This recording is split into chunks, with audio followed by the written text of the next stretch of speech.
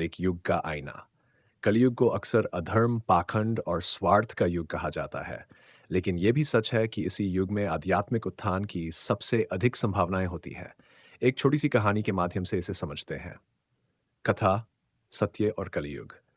सतयुग के अंत में भगवान विष्णु के पास धर्म और सत्य प्रार्थना करने पहुंचे।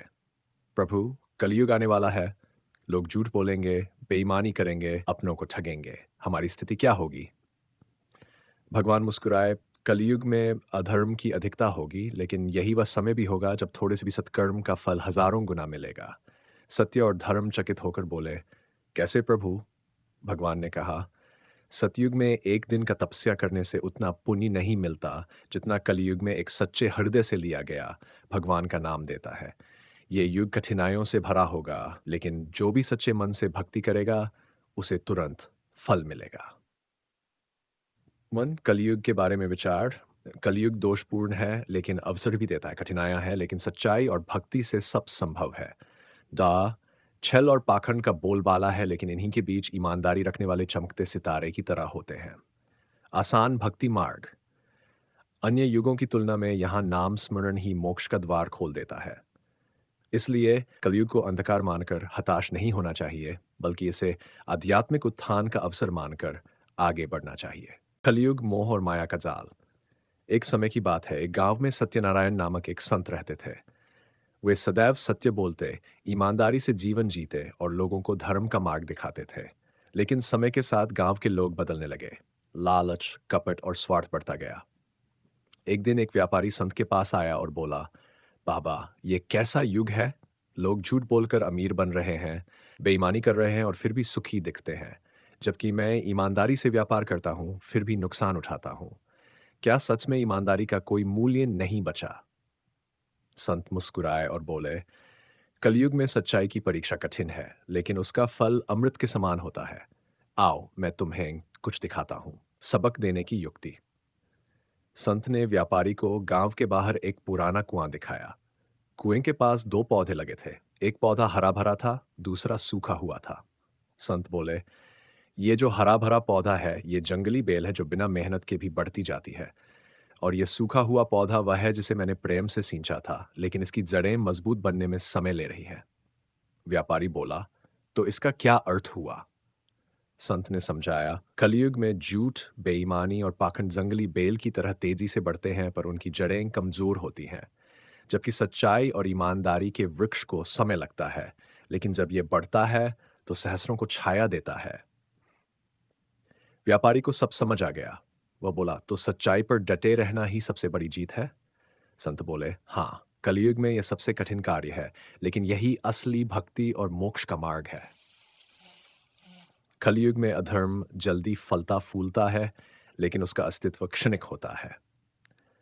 धर्म और सच्चाई की राह कठिन है, पर अंत में वही टिकती है। सच्ची भक्ति और ईमानदारी का फल धीरे धीरे मिलता है, लेकिन वह अमिट होता है। इसलिए कलयुग में चाहे जितनी कठिनाइयां आएं, हमें सत्य, प्रेम और भक्ति की राह पर ही चलना चाहिए। कलयुग कैसा है? कलयुग को हिंदू धर्म में 4 युगों का अंतिम और सबसे जटिल युग माना जाता है।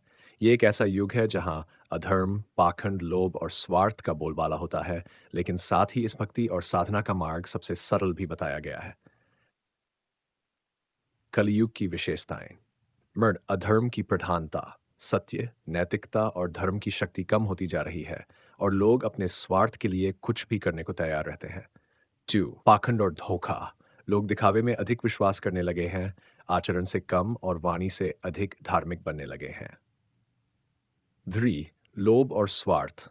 रिश्ते, समाज और यहां तक कि धर्म भी अब लोभ और स्वार्थ के अधीन होता जा रहा है। सार, संस्कारों की गिरावट। परिवार और समाज में पहले जितने प्रेम, स्नेह और आदर के भाव थे, वे कम होते जा रहे हैं। 5, आसान भक्ति मार्ग। अन्य युगों में मोक्ष पाने के लिए कठोर तपस्या करनी पड़ती थी, लेकिन कलयुग में सिर्फ भगवान का नाम जपने से ही मुक्ति संभव मानी गई है। क्या? कलयुग में अच्छाई भी है। भक्ति का सरल मार्ग सिर्फ हरे राम हरे कृष्ण या किसी भी भगवान के नाम का सच्चे हृदय से उच्चारण करने से ही आध्यात्मिक लाभ हो सकता है। थोड़ा सत्कर्म भी बड़ा फल देता है। यदि इस युग में कोई थोड़ा भी सच्चाई और भलाई का मार्ग अपनाता है तो उसका प्रभाव बहुत बड़ा होता है। ज्ञान और विज्ञान का युग। ये युग तकनीकी उन्नति और ज्ञान विज्ञान के विकास का युग भी है, जिससे मानव जीवन को नए स्तर तक पहुंचाया जा सकता है। निष्कर्ष, कलयुग कठिनाइयों से भरा हुआ है, लेकिन ये ईश्वर को पाने के लिए सबसे उपयुक्त समय भी है। यदि व्यक्ति सच्चाई, भक्ति और ईमानदारी की राह पर चलता है, तो वह इस युग में भी मोक्ष प्राप्त कर सकता है। कलयुग का दर्पण। कलयुग को समझने के लिए हमें इसे केवल बुराइयों से कलयुग की चार प्रमुख विशेषताएं श्रीमद् भागवत महापुराण के अनुसार। दया का ह्रास। अ लोग अपने सुख के लिए दूसरों के दुख की परवाह नहीं करते। हिंसा, क्रूरता और स्वार्थ बढ़ गया है। सत्य का पतन। झूठ और धोखा ही सफलता की कुंजी बनता जा रहा है। लोग अपने लाभ के लिए सच को तोड़ मरोड़ कर प्रस्तुत करते हैं। धर्म की कमजोरी। धर्म अब कर्म से अधिक परंपराओं और बाहरी दिखावे तक सीमित रह गया है। सहनशीलता की कमी। लोग छोटी छोटी बातों पर क्रोधित हो जाते हैं और रिश्तों में धैर्य कम होता जा रहा है। कलयुग में अच्छाई के अवसर, नाम स्मरण से मुक्ति।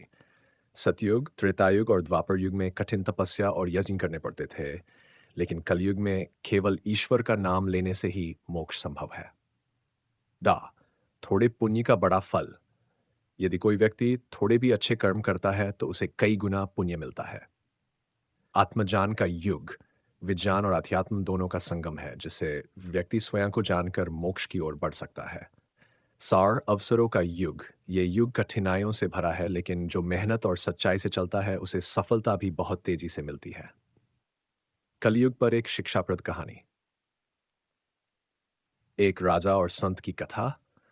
प्राचीन समय की बात है। एक राजा बहुत धार्मिक था, लेकिन कलयुग के प्रभाव से परेशान था। उसने एक संत से पूछा, गुरुदेव, इस युग में धर्म कैसे बचेगा? जब हर कोई धोखा दे रहा है, तो सच बोलने वाले को ही नुकसान क्यों उठाना पड़ता है? संत मुस्कुराए और बोले, राजन, आओ, मैं तुम्हें एक परीक्षा दूं। संत ने राजा को एक दीप दिया और कहा, इस दीपक को पूरे नगर में घुमा लाओ, लेकिन शर्त यह है कि इसकी लौ बुझनी नहीं चाहिए। राजा ने बहुत ध्यान से दीपक को लेकर नगर भ्रमण किया और लौ को बुझने नहीं दिया।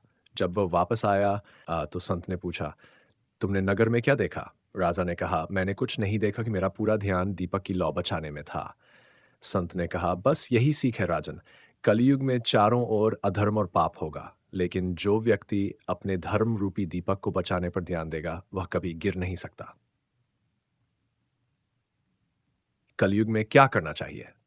बैन, सत्य के मार्ग पर चले, चाहे दुनिया कितनी भी बदल जाए। भगवान का नाम लें, क्योंकि यही इस युग का सबसे सरल मोक्ष मार्ग है। 3, धैर्य और सहनशीलता रखें, क्योंकि ये युग परीक्षा का समय है। स्वार्थ और लोभ से बचें, क्योंकि यही पतन का मुख्य कारण है। अच्छे कर्म करें, क्योंकि कलयुग में थोड़ा भी पुण्य बहुत बड़ा फल देता है। निष्कर्ष, कलयुग कठिनाइयों और चुनौतियों से भरा हुआ है, लेकिन यही वह समय है जब व्यक्ति कम प्रयास में भी आध्यात्मिक उन्नति कर सकता है। ये युग हमें परीक्षा में डालता है, लेकिन अगर हम अपने धर्म और सच्चाई के दीपक को जलाए रखें, तो हम मोक्ष की ओर बढ़ सकते हैं। कलयुग का अंत कैसा होगा? हिंदू धर्म के शास्त्रों, विशेष रूप से श्रीमद् भागवत महापुराण और विष्णु पुराण में कलयुग के अंत के बारे में विस्तार से बताया गया है। हाँ, कलयुग का चरम समय अत्यंत, और कलयुग के अंत में समाज में अधर्म और पाप अपने चरम हो जाएगा। उस समय की कुछ प्रमुख विशेषताएं होंगी।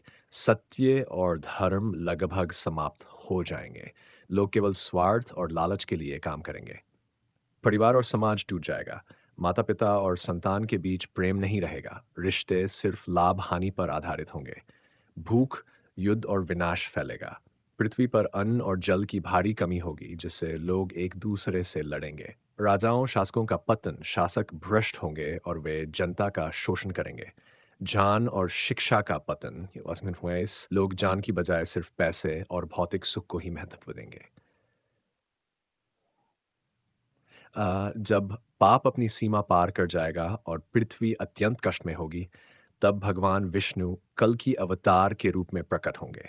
कल की अवतार, वे सफेद घोड़े पर सवार होंगे, उनके हाथ में तलवार होगी और वे अधर्मियों का संहार करेंगे। महायुद्ध और सफाई, कल की अवतार अधर्मियों, भ्रष्ट लोगों और पापियों का नाश करेंगे। प्रलय की शुरुआत, समुद्र, नदियाँ और पृथ्वी में भारी हलचल होगी, जिससे विनाशकारी बदलाव आएगा। सतयुग का पुनः आरंभ। कलयुग के अंत के बाद पुनः सतयुग की शुरुआत होगी। धरती पर शांति, प्रेम और धर्म की स्थापना होगी और लोग फिर से सत्य और ईमानदारी से जीवन व्यतीत करेंगे। संकेत: कलयुग के अंत के लक्षण। धरती पर अत्यधिक अत्याचार और अनैतिकता बढ़ जाएगी। प्राकृतिक आपदाएं, बाढ़, भूकंप, सूखा लगातार बढ़ेंगी। मनुष्य की औसत आयु बहुत कम हो जाएगी। भक्ति और धर्म के प्रति रुचि लगभग समाप्त हो जाएगी। शक्तिशाली व्यक्ति गरीबों और निर्दोषों का शोषण करेंगे। निष्कर्ष: कलयुग का अंत तब होगा जब अधर्म अपनी चरम सीमा पर पहुंच जाएगा। तब भगवान विष्णु के अवतार के रूप में आएंगे और दुनिया को पापों से मुक्त करके एक नए सतयुग की शुरुआत करेंगे। ये एक चक्र है जो